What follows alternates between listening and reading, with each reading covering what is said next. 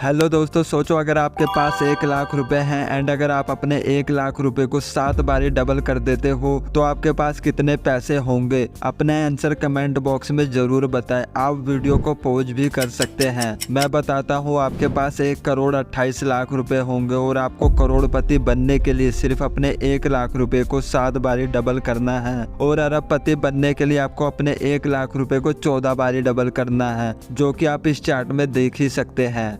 दोस्तों, I am sure आप लोगों में से बहुत सारे लोगों ने अपने पैसे को घर पर ही सेव रखा होगा एंड कुछ पैसे को बैंक के सेविंग अकाउंट में रखा होगा एंड कई ऐसे लोग भी होंगे जो महीने का 25 से 30 हजार तक सैलरी कमा रहे होंगे। एंड इतना सब होने के बावजूद भी अगर आप लोग पैसों से पैसा नहीं कमा रहे तो आप बहुत बड़े मिस्टेक कर रहे हो। शायद ये मिस्टेक आपको अभी बहुत छोटी लग रही होगी, बट इसी मिस्टेक के कारण हो सकता है आपको आगे चल के पछताना पड़े। दोस्तों, कंपाउंडिंग इंटरेस्ट एक बहुत ही पावरफुल कॉन्सेप्ट है। ये एक ऐसा कॉन्सेप्ट है जो आपकी लाइफ को कम्प्लीटली चेंज कर सकता है। अगर आप कंपाउंडिंग इंटरेस्ट को समझते हैं और उसे सही तरह से यूज करते हैं तो आप बहुत जल्दी अपने फाइनेंशियल गोल को अचीव कर सकते हैं। दोस्तों, अगर आप अपने 1 लाख रुपए को 20% के इंटरेस्ट रेट से ग्रो करते हो तो आपको अपना पहला करोड़ कमाने में सिर्फ 26 साल लगेंगे। और वहीं अगर आप अपने पैसे को 30% इंटरेस्ट रेट के साथ ग्रो करते हो तो आपको अपना पहला 1 करोड़ कमाने में सिर्फ 18 साल लगेंगे।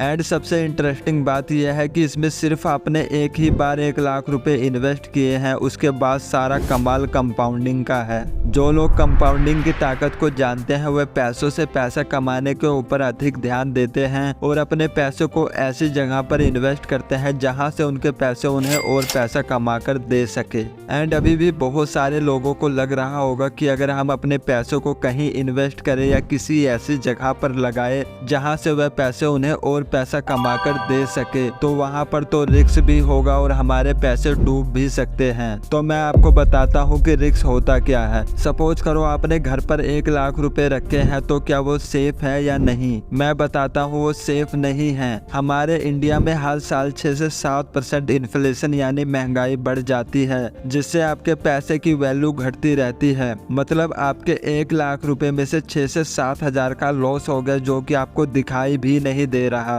एग्जाम्पल, अगर आप आज कोई चीज 1 लाख रुपए में लेते हो और 1 साल बाद वही चीज लेना चाहते हो तो हो सकता है कि उस चीज के दाम 1 साल बाद थोड़ा ज्यादा हो जाए, लगभग 6 से 7 हजार रुपए तक। ये बात इन्फ्लेशन यानी महंगाई को दिखाती है, जो सामान की कीमत में बढ़ोतरी को रिप्रेजेंट करती है। एंड यही कारण है जिसकी वजह से लोग पैसा बचाकर भी अमीर नहीं बन पाते। आपको एक रियल स्टोरी सुनाता हूँ जिससे आपको इन्वेस्टिंग की वैल्यू और कंपाउंडिंग की पावर का पता चलेगा। 1980 में मोहम्मद अनवर नाम के एक व्यक्ति ने विप्रो कंपनी में 10,000 रुपए इन्वेस्ट किए थे एंड आज उसके 10,000 रुपए की इन्वेस्टमेंट बढ़कर 1200 करोड़ रुपए से भी अधिक हो चुकी है। एंड 1980 में 10,000 रुपए की वैल्यू बहुत होती थी। 1980 में आप 10,000 रुपए के साथ बहुत बड़ा खर्चा कर सकते थे, आप एक नया बिजनेस खोल सकते थे। लेकिन आज 10,000 रुपए की वैल्यू बहुत कम है। सोचो अगर मोहम्मद अनवर ने 10,000 रुपए इन्वेस्ट ना किए होते तो वैसे भी आज के टाइम में 10,000 रुपए बचाकर वो क्या ही कर लेता। एंड इसलिए हमें इन्वेस्टिंग जरूर करनी चाहिए, लेकिन उससे पहले हमारे पास एक इमरजेंसी फंड होना चाहिए जो आपकी मदद करे अगर आपको कोई इमरजेंसी सिचुएशन आए। इस फंड में आपके पास कम से कम 12 से 18 महीने का खर्चा आपके पास होना चाहिए। अब बात करें इन्वेस्टिंग की तो फर्स्ट है स्टॉक मार्केट। दोस्तों, स्टॉक मार्केट ही एक ऐसी जगह है जहां पर आप अपने इन्वेस्टमेंट अमाउंट को बहुत तेजी से ग्रो कर सकते हो, उसे मल्टीप्लाई कर सकते हो। अगर आप बहुत अच्छी कंपनी में इन्वेस्ट कर देते हो तो आपके पैसे 1 गुना तो छोड़ो कई गुना तक हो सकते हैं, वो भी कुछ सालों में। एग्जाम्पल, ये निफ्टी 50 के अंदर लिस्ट की गई कुछ कंपनियां हैं जिन्होंने 2023 में कैसा परफॉर्म किया है वो आप देख ही सकते हैं। जैसे कि टाटा मोटर्स ने 97% तक का रिटर्न दिया है और बजाज ऑटो ने 95% तक का रिटर्न दिया है एंड कोला इंडिया ने 71% तक का रिटर्न दिया है एंड और आप देख ही सकते हैं। एंड अब जाकर सीधा इनमें इन्वेस्ट मत करने लग जाना। किसी भी स्टॉक को बाय करने से पहले हमें उस कंपनी के फंडामेंटल की अच्छी तरह से रिसर्च करनी चाहिए। सब कुछ ठीक होने के बाद ही हमें उस कंपनी में निवेश करना चाहिए। और वहीं अगर आप बिना देखे किसी खराब फंडामेंटल वाली कंपनी में पैसे इन्वेस्ट कर देते हो तो वहां से आपके पैसे डूब भी सकते हैं। पर बहुत सारे लोगों को स्टॉक मार्केट इन्वेस्टमेंट का नाम सुनते ही डर लगता है, तो इसका एक ही सिंपल सा तरीका है। अगर आपको स्टॉक मार्केट इन्वेस्टमेंट में डर लगता है तो आपको शेयर मार्केट में इन्वेस्टमेंट बहुत ही छोटे अमाउंट से करनी चाहिए एंड अपने अमाउंट को धीरे धीरे बढ़ाना है। एंड जैसे जैसे आपका स्टॉक मार्केट में समय बीतता जाएगा वैसे वैसे आपका स्टॉक मार्केट में एक्सपीरियंस और नॉलेज भी बढ़ता जाएगा। एंड एक टाइम बाद आपको अपने ऊपर खुद ही कॉन्फिडेंट आने लगेगा एंड फिर आप अपने इन्वेस्टमेंट अमाउंट को बढ़ा सकते हैं। एंड अगर आपको इन्वेस्टिंग के लिए एक अच्छा डीमैट अकाउंट चाहिए तो उसका लिंक मैंने नीचे डिस्क्रिप्शन में दिया हुआ है, आप उसे कंसीडर कर सकते हैं।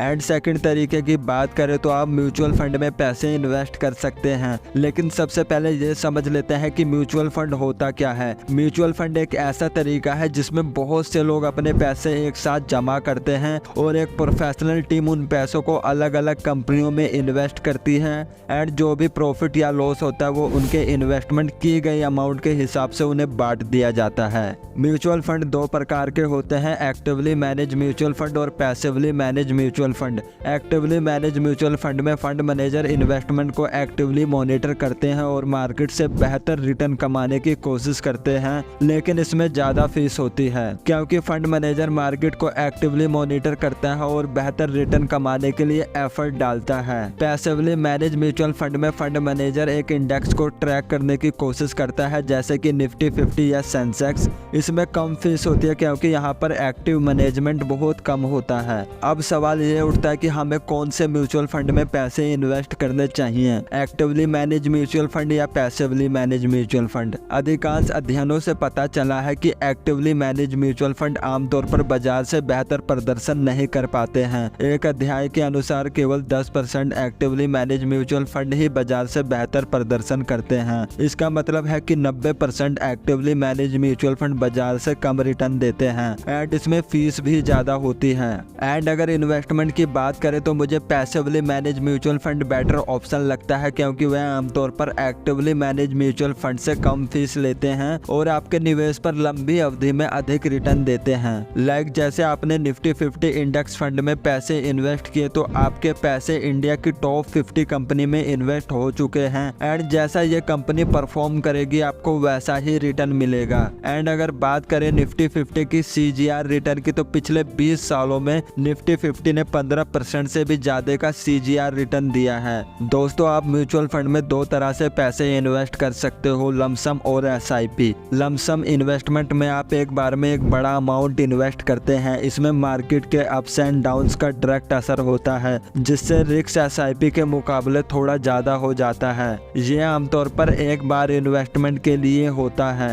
SIP सिस्टमैटिक इन्वेस्टमेंट प्लान, इसमें आप एक फिक्स अमाउंट हर महीने इन्वेस्ट करते हैं। इसमें आप अपने अकॉर्डिंग जितना चाहे उतना पैसा इन्वेस्ट कर सकते हैं। लाइक मान लो आपने हर महीने 10,000 की SIP करी एंड आपने 20 सालों तक इन्वेस्टमेंट करा एंड आपको वहां से 15% का रिटर्न मिला जो कि निफ्टी 50 इंडेक्स फंड ने पिछले 20 सालों में दिया भी है, तो आपका इन्वेस्टमेंट अमाउंट 24 लाख का होगा एंड इसकी टोटल वैल्यू 1.5 करोड़ रुपए होगी। एंड यही इन्वेस्टमेंट अगर आपने 25 सालों तक करा होता तो आपका इन्वेस्टमेंट अमाउंट 30 लाख होता एंड इसकी टोटल वैल्यू 3 करोड़ 28 लाख तक होती। एंड कहीं पर भी इन्वेस्टमेंट करने से पहले अपने फाइनेंशियल एडवाइजर से जरूर सलाह करें एंड किसी के भी कहने पर आंख बंद करके उसके ऊपर भरोसा ना करें। फिर चाहे वो मैं हूँ या कोई और, उस पर अपनी रिसर्च भी जरूर करें। ऐसा करने से आपका और आपकी बुद्धि दोनों का विकास होता है। एंड आप लोगों को वीडियो पसंद आई हो तो वीडियो को लाइक करें, चैनल को सब्सक्राइब करें। मिलते हैं नेक्स्ट वीडियो में, तब तक के लिए जय हिंद।